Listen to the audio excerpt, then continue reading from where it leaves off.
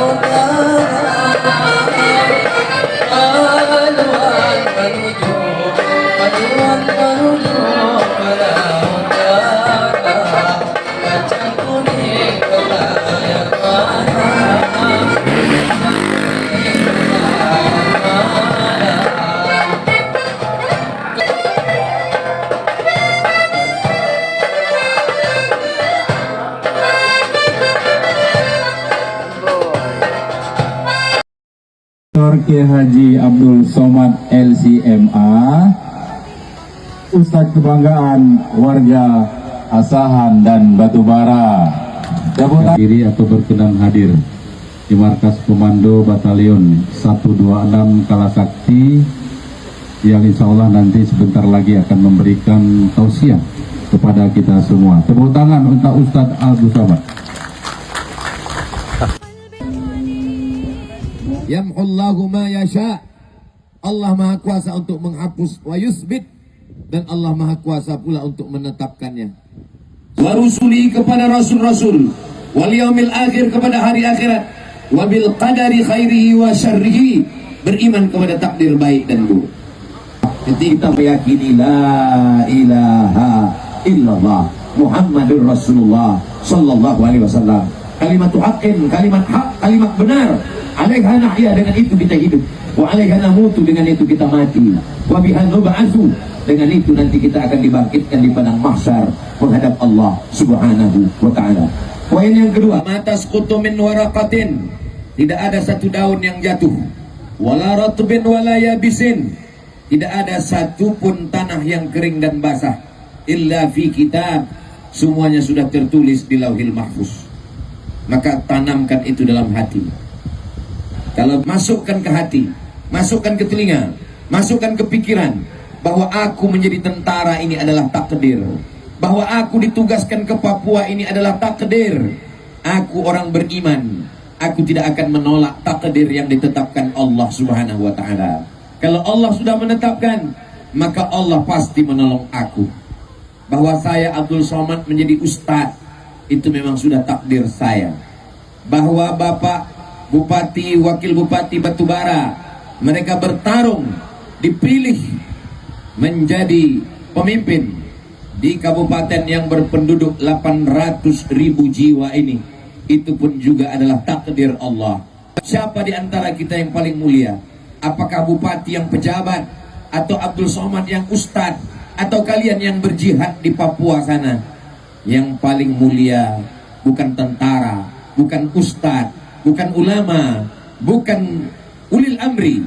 Yang paling mulia adalah orang yang takut kepada Allah Subhanahu wa ta'ala. Saya beri judul wasiat jihad untuk pasukan dari Unit 126 Kalacakti yang dipimpin oleh Danyon 126 Kalacakti Letnan Kolonel Infanteri Muhammad Yahya Ginting, dalam perjalanan dari Pulau Sumatera dilanjutkan ke Pulau Jawa, lalu kemudian menuju Papua untuk mempertahankan negara kesatuan Republik Indonesia.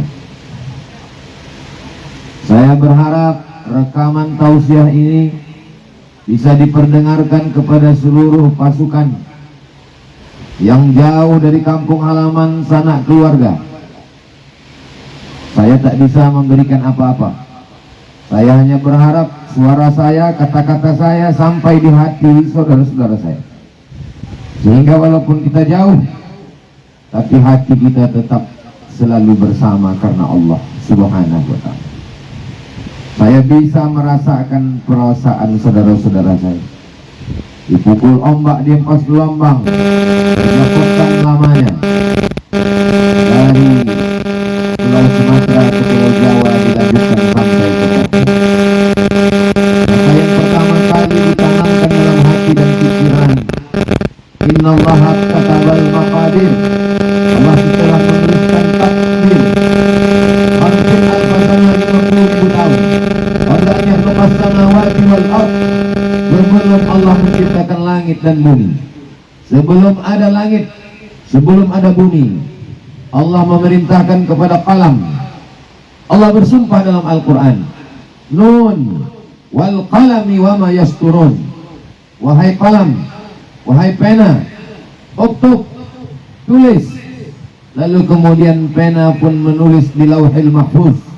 Yang ditulis pena adalah bahwa bapaknya Kolonel Infantri Muhammad Yahya Ginting beserta lebih kurang 400 pasukan dari 126 Kalacakti menyeberang menuju Papua demi mempertahankan kedaulatan negara kesatuan Republik Indonesia. Rufi'atil aqlam, pena takdir sudah diangkat, wajafatis suhuf, kertas takdir sudah kering, tak bisa diulang balik. Yang bisa menghapusnya hanya Allah Subhanahu wa ta'ala. Yamhullahu ma yasha, Allah maha kuasa untuk menghapus, wa yusbit, dan Allah maha kuasa pula untuk menetapkannya. Setiap datang bisikan setan, setiap datang gundah gulana, karena walaupun bapak dibalut dengan baju tentara, walaupun fisiknya sudah kuat, tapi sesungguhnya di dalam baju itu ada kulit. Di dalam kulit itu ada daging, ada tulang, ada sumsum, ada hati, ada perasaan, ada cemas, ada takut, ada khawatir, ada gundah gulana. Usir, halau kecemasan itu. Katakan bahwa ini sudah dituliskan Allah. Antara rukun iman yang 6, antum minabillah, percaya kepada Allah, wa malaikati, kepada malaikat, wa kutubi, kepada kitab-kitab, wa rusul. Jika sahabat-sahabat saya, bapak-bapak dari TNI lulus menjadi Tentara Nasional Indonesia, maka sesungguhnya itu bukan kebetulan. Tidak ada yang kebetulan dalam hidup. Wa ma tasqutu min waraqatin, tidak ada satu daun yang jatuh. Wala ratbin wala yabisin, tidak ada satupun tanah yang kering dan basah. Illa fi kitab, semuanya sudah tertulis di Lauhil Mahfuz. Maka tanamkan itu dalam hati. Kalau bisa video ini dipotong-potong, ada yang 1 menit, ada yang 2 menit, silakanlah potong, kirimkan ke grup-grup, kirimkan ke nomor handphone, supaya di save di handphone masing-masing. Mungkin internet susah di gunung, tapi insya Allah selama masih ada baterai, masih jadi hidup, dengarkanlah, masukkan ke hati, masukkan ke dunia, masukkan ke pikiran, bahwa aku menjadi tentara ini adalah takdir, bahwa aku ditugaskan ke Papua ini adalah takdir. Aku orang beriman, aku tidak akan menolak takdir yang ditetapkan Allah Subhanahu wa ta'ala. Kalau Allah sudah menetapkan, maka Allah pasti menolong aku. Bahwa saya Abdul Somad menjadi ustadz, itu memang sudah takdir saya. Bahwa Bapak Bupati, Wakil Bupati Batubara, mereka bertarung, dipilih menjadi pemimpin di kabupaten yang berpenduduk 800.000 jiwa ini, itu pun juga adalah takdir Allah. Siapa di antara kita yang paling mulia? Apakah bupati yang pejabat, atau Abdul Somad yang ustadz, atau kalian yang berjihad di Papua sana? Yang paling mulia bukan tentara, bukan ustadz, bukan ulama, bukan ulil amri. Yang paling mulia adalah orang yang takut kepada Allah Subhanahu wa ta'ala. Itu poin pertama, Bapak Komandan. Itu poin pertama, wahai saudaraku para pasukan TNI, tanamkan ke dalam hati dan pikiran. Begitu juga dengan istri yang ditinggalkan. Setahun bukan waktu yang sebentar, 12 bulan, 360 hari. Dilihat orang ada suaminya jalan-jalan, dilihat tetangga ada suaminya yang mendampingi saat undangan. Maka ingatlah, ketika kalian dipertemukan, saat kalian berjodoh, yang mempertemukan kalian adalah Allah. Yang membuat kalian menikah adalah Allah. Wahai bapak-bapak tentara, dulu berapa perempuan yang akan menjadi calon istri kalian? Tapi kenapa yang menjadi akad saat walimah, yang dinikahkan dengan kalian perempuan yang saat ini kalian tinggalkan? Pastilah Allah memilih mereka, karena mereka perempuan yang sanggup untuk mendampingi. Kenapa kalian, wahai wanita-wanita solehah yang terpilih mendampingi bapak-bapak TNI? Itu karena kemuliaan, itu karena kehormatan. Kalian perempuan yang kalau ditinggalkan, menjaga kehormatan keluarganya, menjaga harta suaminya, menjaga anak-anaknya. Anak-anak tetap mengaji, ajak anak-anak habis maghrib membaca Al-Quran, ajak anak-anak berdoa. Walaupun ayah mereka sedang berjuang, besarkan fotonya, dudukkan supaya mereka melihat gambar ayah mereka. Bacakan Al-Fatihah. Al-Fatihah artinya pembuka, supaya membuka hati yang tertutup. Kalau anak-anak ribut, anak-anak menangis karena rindu, bacakan Al-Fatihah. Doakan supaya yang di sana pun tenang, yang ditinggalkan pun juga berhati lapang, supaya anak-anak yang rindu terobati rindunya berkat doa kepada Allah. Hati bukan punya kita, hati memang ada dalam badan kita, tapi hati milik Allah. Doakan kepada Allah, ya muqallibal qulub, engkau yang membolak-balikkan hati. Sabit qulubana, kokohkan hati para tentara kami, kokohkan hati para istrinya, kokohkan hati anak-anaknya.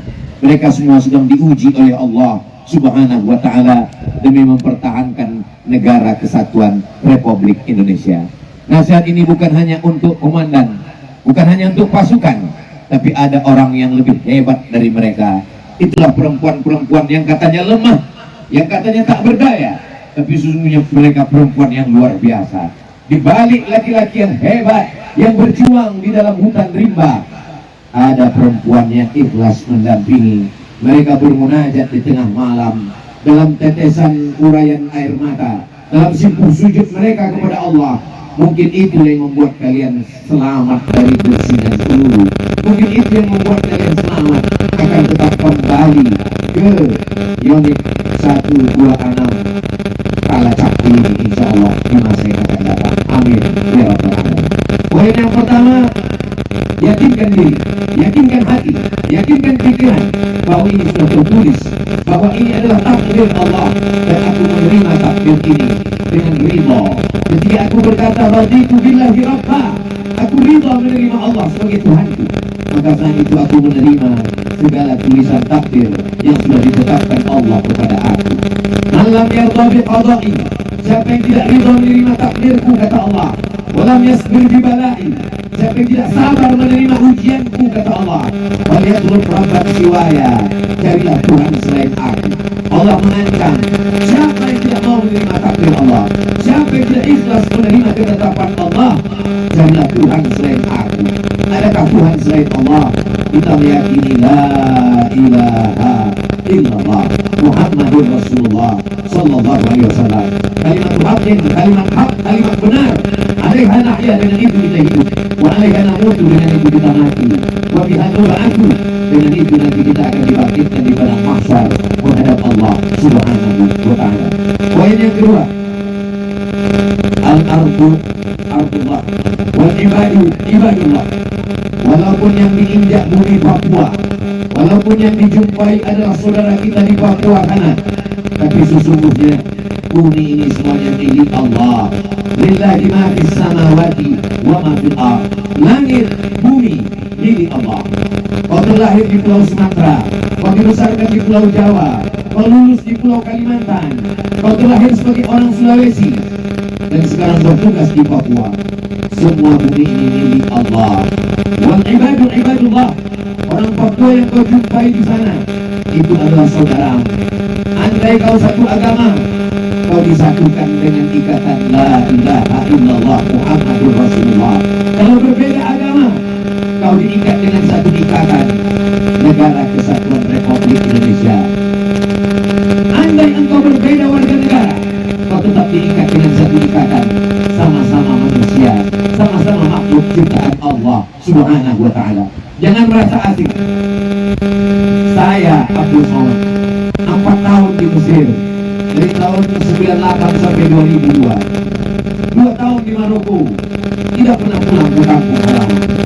Dari tahun 2004 sampai 2006 dilanjutkan belajar ke Sudan, bumi Afrika, jauh dari kampung halaman Pulau Sumatera.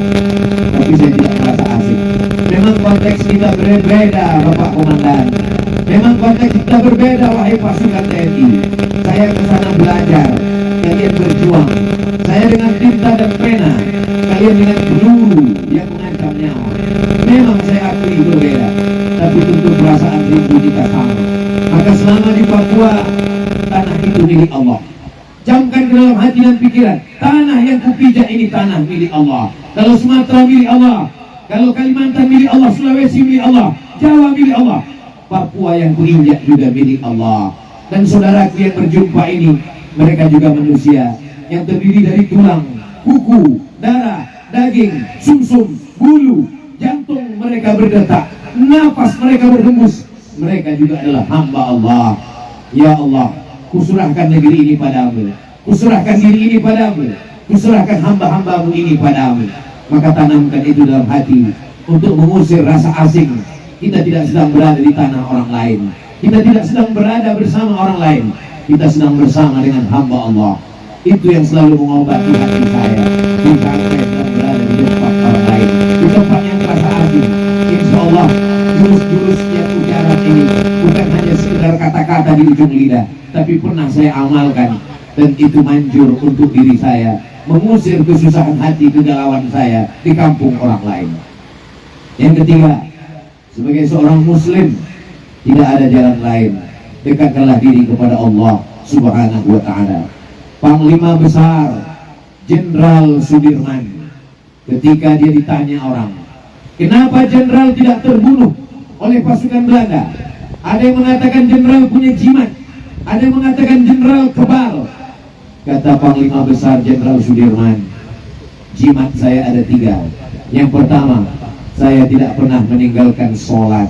Yang kedua, saya tidak pernah meninggalkan putus wudhu. Yang ketiga, saya tidak pernah meninggalkan zikir. Itulah yang menguatkan hati. Apapun yang kita pegang, pisau, senjata, itu hanya menguatkan zahir. Maka orang barat mengatakan, yang penting itu bukan senjatanya, tapi man behind the gun, orang yang memegang senjata itu. Senjata itu sama semuanya, tapi kenapa ketika dipegang tentara Israel berbeda dengan ketika dipegang oleh tentara mujahid fisabilillah dari Palestina? Ketika tentara Palestina berhasil menangkap tentara Israel, terbunuh, mereka buka bajunya, ternyata tentara Israel itu pakai pempes, terkencing-kencing, terberak-berak mereka menghadapi tentara Palestina. Kenapa pasukan Palestina berani?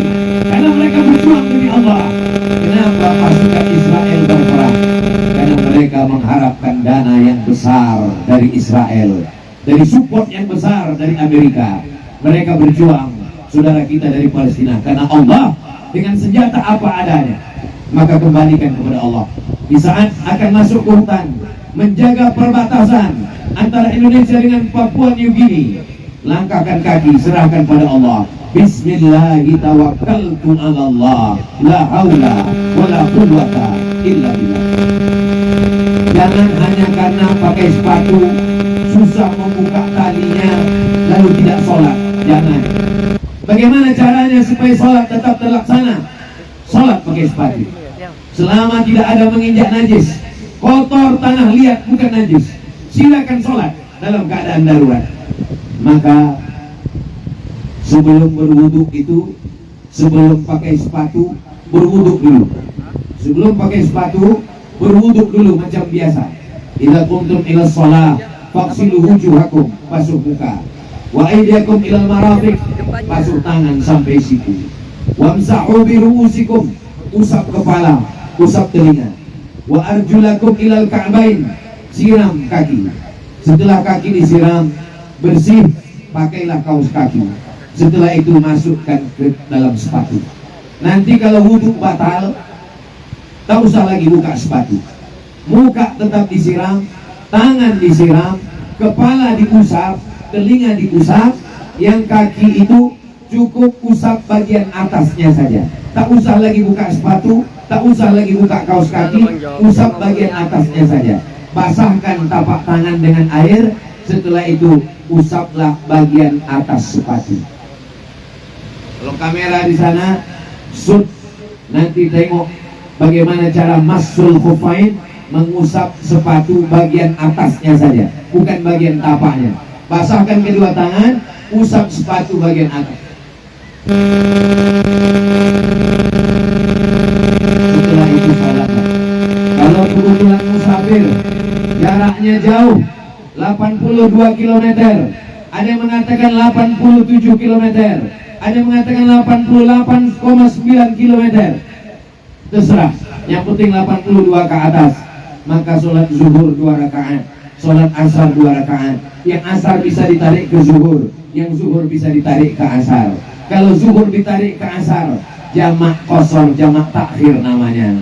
Kalau asar ditarik ke zuhur, jamak qasar, jamak taqdim namanya. Sholat jangan sampai tinggal, karena sholatlah yang menguatkan hati kita. Musuh ini besar, Allah lebih besar. Allahu Akbar. Ujian ini besar, meninggalkan anak, meninggalkan istri, meninggalkan kampung. Allah Maha Besar. Allahu Akbar. Serahkan semua kepada Allah.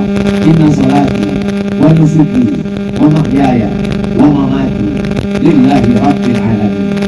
Kalau jaraknya tidak sampai qasar sholat, tak sampai 82 km, hanya menjaga perbatasan, tapi sangat penting, ketakutan, cemas, bisa dijawab. Hadis riwayat Abdullah bin Abbas. Maka tidak pakai qasar, zuhurnya tetap 4, asarnya tetap 4. Asar ditarik ke zuhur, jamak takdim. Zuhur ditarik ke asar, jamak takhir. Maghribnya tetap 3, isya-nya tetap 4. Ditarik maghrib ke isya, namanya jamak takhir. Ditarik isya ke maghrib, namanya jamak takdim. Nanti diperdalam lagi dengan imam-imam ustadz kita yang ditugaskan bersama para pasukan Tentara Nasional Indonesia yang bertugas di Papua. Tapi sholat jangan sampai tinggal sama sekali. Tentang pakai sepatu tadi, kalau tidak musafir, berada di barak, berada di camp, bisa sehari semalam, dari mulai subuh sampai subuh besok, tidak perlu lepas sepatu. Tapi kalau musafir, 3 hari 3 malam. Misalnya mau dibawa dari satu hutan ke hutan berikutnya, dari satu perbatasan ke perbatasan berikutnya, dari satu pos ke pos berikutnya, maka bisa 3 hari 3 malam. Baru dibuka lagi sepatu, barulah dibasuh lagi kaki. Selama itu sholat jangan tinggal hanya karena baju kotor, karena kotor bukan najis. Sholat jangan tinggal hanya karena tanah liat bukan najis. Tapi kalau najis, siram, cuci, bersihkan. Setelah itu pakailah menghadap Allah Subhanahu wa ta'ala. Salat akan menguatkan hati. Wasta'inu, minta tolong, bisabri, dengan sabar. Wassalah, salat. Nabi sallallahu alaihi wasallam sebelum meninggal memesankan, "Qumu ila salatikum yarhamkumullah." Tegakkan salat, maka rahmat Allah akan turun. Jangan tinggalkan salat, jangan tinggalkan salat, jangan tinggalkan salat. Man taraka sholata muta'ammidan, siapa yang meninggalkan sholat secara sengaja, faqad kafara jihara, maka kafirlah dia secara nyata. Tak ada alasan untuk meninggalkan sholat. Kalau nanti di tengah hutan tak ada air, masih ada debu tanah, bertayamumlah. Lepaskan jam, lepaskan cincin, ambil tanah, tepuk 1 kali, pukulkan tapak tangan, usapkan ke wajah sekali. Tepukkan lagi ke tanah, pukulkan tapak tangan, sapukan ke tangan sampai ke siku. Kalau kebetulan bajunya panjang, tak bisa sampai ke siku. Pakai mazhab Maliki, hanya ke pergelangan tangan saja. Satu kali cukup, setelah itu sholatlah. Tidak ada alasan, tidak ada alasan untuk meninggalkan sholat, wahai saudaraku. Karena hubungan kalian dengan keluarga jauh, hubungan dengan pemerintahan Republik Indonesia di Jakarta jauh, hubungan dengan atasan jauh. Satu-satunya hubungan yang dekat adalah dengan Allah. Subhanallah, walhamdulillah, la ilaha illallah, wallahu akbar, wala hawla wala quwwata illa billah al-aliyyil azim. Yang pertama, catatan takdir. Yang kedua, tanah yang ini injak tanah Allah. Manusia yang dijumpai adalah hamba Allah. Yang ketiga, sholat jangan sampai tinggal. Yang keempat, zikir. Zikir begitu banyak. Subhanallah tasbih, zikir. Tahmid alhamdulillah, zikir. Takbir Allahu akbar, zikir. Semuanya adalah zikir. Kalau bingung, maka saya pilihkan zikir 3. Ini saya ijazahkan, saya izinkan untuk mengamalkannya.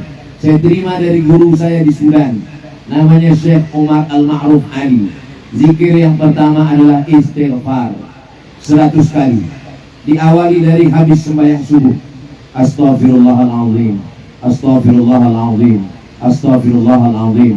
Kalau mau lengkap panjang, astaghfirullahaladzim alladzi la ilaha illa huwal hayyul qayyum wa atubu ilaih 100 kali. Zikir yang kedua adalah salawat. Allahumma salli ala Sayyidina Muhammad wa ala ali Sayyidina Muhammad. Allahumma salli ala Sayyidina Muhammad wa ala ali Sayyidina Muhammad 100 kali. Zikir yang ketiga adalah afdalu dzikri fa'lam annahu la ilaha illallah. Kalau Bapak Komandan bisa mengkoordinir zikir bersama-sama, bagus. Beramai-ramai, bagus. Dengan suara jahar, menguatkan hati. Zikir didengar telinga, zikir masuk ke kepala, zikir masuk ke hati, menguatkan semangat. Tapi kalau tidak bisa, takut didengar musuh di tengah hutan, berzikirlah dalam hati. Astaghfirullahaladzim, astaghfirullahaladzim, astaghfirullahaladzim. Man lazimal istighfar, siapa yang melazimkan istighfar, siapa yang memperbanyak istighfar, ja'alallahu lahu min kulli dhiqin makhraja. Kesempitannya diberikan Allah kelapangan. Sempit hati, sempit pikiran, dilapangkan Allah Ta'ala. Wa min kulli hammin faraja. Kesusahannya diberikan Allah kemudahan. Susah hati, susah pikiran, dimudahkan Allah Ta'ala. Wa razaqahu min haitsu la yahtasib. Diberi rezeki dari jalan yang tidak disangka-sangka. Memperbanyak selawat. Nabi Muhammad memberikan syafaat, memberikan kekuatan, memberikan pertolongan. Selawat saudaraku dari Papua, saudara kalian dari dalam hutan, saudara kalian, selawat yang ada dari perbatasan, disampaikan ke kota Al-Madinah Al-Munawwarah. Sampai selawat kalian, wahai pasukan TNI, wahai komandan, selawat kalian dari tanah Papua dibawa oleh malaikat, dipersembahkan kepada Nabi Muhammad SAW. Selawat kalian lebih khusyuk, selawat kalian lebih syahdu, selawat kalian lebih takut, selawat kalian lebih tenang. Maka berselawatlah, Allahumma salli ala Sayyidina Muhammad wa ala ali Sayyidina Muhammad. Yakinkan bahwa Nabi Muhammad mendengar selawat kalian. Yakinkan hati bahwa selawat kalian dibawa oleh malaikat. Inna salatakum ma'rudatun alayya. Selawat kalian sampai ke makamku, kata Nabi. Sahabat bertanya, kaifa salatuna ma'rudatun alayka? Bagaimana mungkin selawat kami sampai kepadamu? Waqad alimta, padahal kau sudah mati, sudah dimakan cacing tanah. Apa jawab Nabi? Innallaha harramal arda ajsadal anbiya. Allah mengharamkan tanah memakan jasad Nabi. Jasad Nabi Muhammad tidak dimakan cacing tanah. Maka kita berselawat kepadanya. Allahumma salli ala Sayyidina Muhammad wa ala ali Sayyidina Muhammad. Hubungan dengan istri putus, handphone mungkin mati, signal mungkin tidak ada. Hubungan dengan atasan putus, hubungan dengan batubara mungkin putus, tapi hubungan dengan Nabi tidak pernah putus. Saat sholat berhubung dengan Nabi, assalamu alayka ayyuhan nabiyyu wa rahmatullahi wa barakatuh. Saat berselawat berhubungan dengan Nabi, Allahumma salli ala Sayyidina Muhammad wa ala ali Sayyidina Muhammad. Man shalla alayya salatan, siapa yang berselawat kepadaku 1 kali, sallallahu alaihi bil asra, Allah balas 10 kebaikan. Wa hutan anhu 10 sayiat, Allah hapuskan 10 kesalahan. Wa rufi'at lahu 10 darajat, Allah angkat 10 derajat tingkatan kemuliaan. maka berselawat kepada Nabi Muhammad sallallahu alaihi wasallam. Lalu kemudian puncaknya istighfar, selawat, puncaknya adalah afdhalul dzikri fa'lam annahu la ilaha illallah. Mulut bisa dihentikan, diam. Tangan bisa dihentikan, diam. Kaki bisa dihentikan, diam. Mata bisa dihentikan, diam. Terpejam, tapi hati tak bisa dihentikan. Hati yang sedih, hati rindu pada anak, hati sayang pada istri, hati rindu tempat kampung halaman. Apa kata orang Melayu? Sedangkan tempat jatuh lagi dikenang, apatah lagi berulang mandi. Pikiran, kenapa aku ditugaskan ke Papua? Kenapa aku masuk tentara? Kenapa aku begini? Kenapa aku begini? Setan datang berbisik. Kalaulah dulu tak masuk tentara, kalaulah dulu tidak ditugaskan ke Papua, kalaulah dulu aku sekolah, kalaulah dulu, kalau, satu kalau akan disusul oleh kalau. Hilangkan kalau itu. Bagaimana cara menghilangkan kalau? Menghilangkannya adalah dengan zikir. La ilaha illallah, la ilaha illallah, la ilaha illallah. Sambil memegang senjata, sambil menjaga perbatasan, sambil di dalam hutan, dalam kesendirian, berzikir. Malaikat-malaikat mendengar, Allah maha mendengar, Allah maha tahu. Itulah cara menghilangkannya. Setiap kali datang rindu, setiap kali datang susah, setiap kali datang galau, cepat berzikir. Setan menjauh dari orang yang berzikir. Karena kalau tidak, diperturutkan, stres datang, depresi datang, penyakit datang, kesusahan datang, kegalauan datang. Alladzi yuwaswisu fi sudurin nas minal jinnati wan nas. Hilangkan semua dengan zikir. Zikir yang paling afdal, zikir yang paling utama. Afdalul dzikri fa'lam annahu la ilaha illallah. Kalimat haqqin 'alaiha nahya. Dengan itu kita hidup. Wa 'alaiha namutu. Dengan itu kita mati. Wa biha nub'atsu. Dengan itu nanti kita akan dibangkitkan di padang mahsyar. Insyaallah. Dengan izin Allah. Minal aminin. Aman dari su'ul khatimah. Aman dari bisikan setan. Aman dari neraka jahanam. Jangan lupa saudaraku, jangan lupa komandan, jangan lupa pasukan TNI yang ada di Papua, yang mempertahankan Indonesia, yang mempertahankan perbatasan, yang mempertahankan kedaulatan. Tanamkan itu semua ke dalam hati. Yang kelima,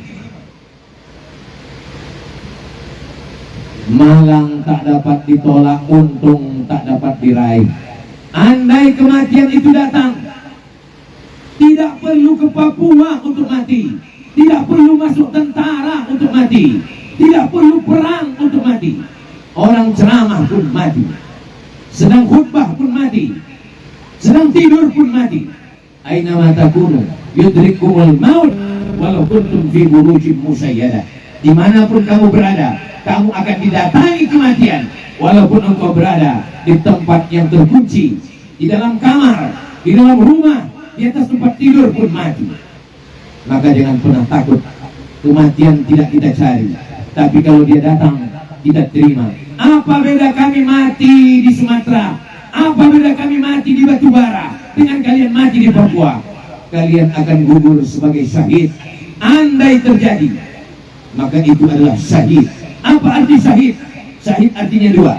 Satu, syahid disaksikan oleh para malaikat. Malaikat-malaikat turun mempersaksikan kalian.